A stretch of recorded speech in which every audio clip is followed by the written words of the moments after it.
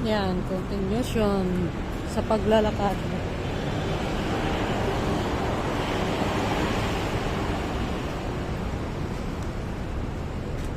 Ang ganda dyan ang view.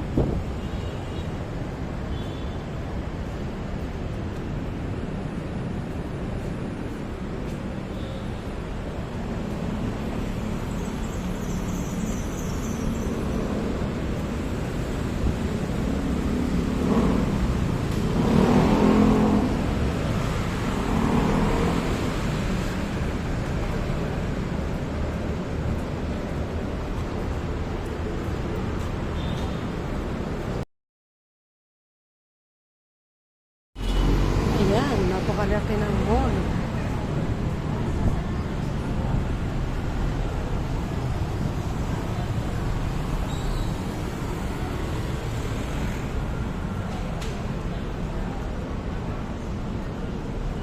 Nag-aantay sa pag-upi ng annex. Andito daw yung opisina ng Globe.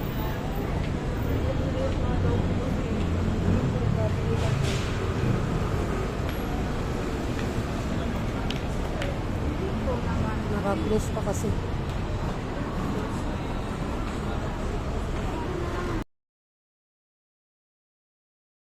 Ang opisina ng Globe. Wala din kasolve yung problema ko sa GCash. Ano na daw talaga.